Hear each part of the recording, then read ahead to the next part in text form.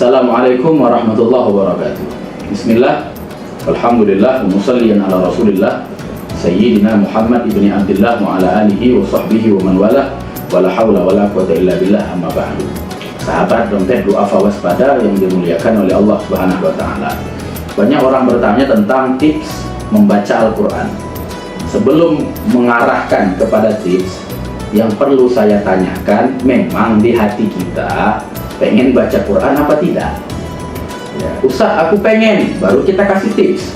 Tapi kalau orang memang nggak pengen, ujuk-ujuk, lalu tiba-tiba baca Quran, ya nggak bertahan lama. Saya ceritakan dahulu ya.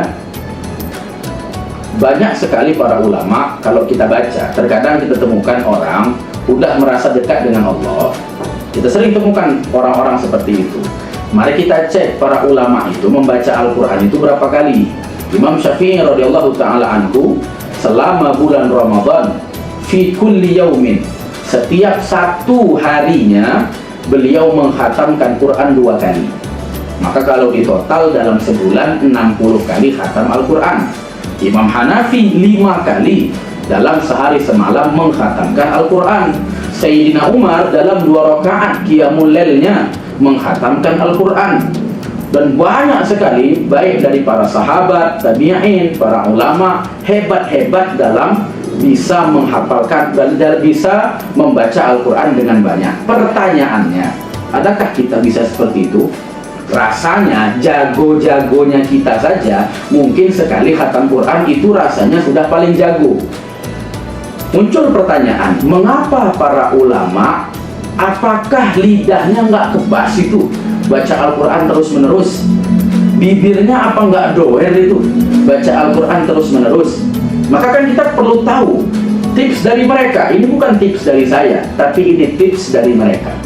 Bagaimana agar memang ibadah kita itu bisa kita rasakan. Karena begini, setiap ibadah, likulli ibadatin, pada setiap ibadah fiha halawah, pada setiap ibadah itu ada rasa manis. Berarti begini, kalau pengen kita menghatamkan Al-Quran, perlu kita cari rasa manis di dalam membaca Al-Quran, di dalam ibadah.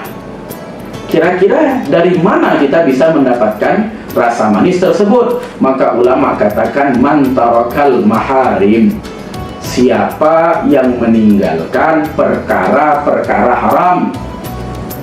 Oke, 1.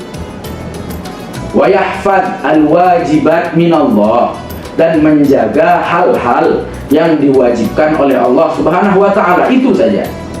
Wada'allah, Allah akan meletakkan fi qalbihi, sayajid fi qalbihi iman halawah, dia akan merasakan iman yang ada di dalam hatinya, rasanya manis, rasanya enak. Maka kalau ibadah dia nggak ada rasa sedih, nggak ada rasa capek. Kenapa? Karena dia merasakan nikmatnya iman yang berada dalam hatinya. Sahabat yang dimuliakan oleh Allah Subhanahu wa ta'ala, selama bulan Ramadan ada nggak kita melihat hal-hal yang haram? Rasanya pasti.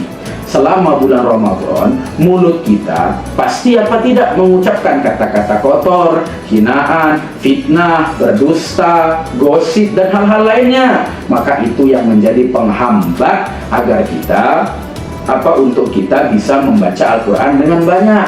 Maka sahabat yang dimuliakan oleh Allah Subhanahu wa ta'ala, pesan saya cuma 2. Jagalah kewajiban dari Allah 1. Yang kedua, hati-hati terhadap perkara haram. Maka kemudian mulailah membaca Al-Quran. Ustaz, perlu rumus apa tidak? Saya tidak berbicara rumus, tapi ulama menganjurkan sebisa mungkin 10 hari pertama Ramadan khatam 1 kali.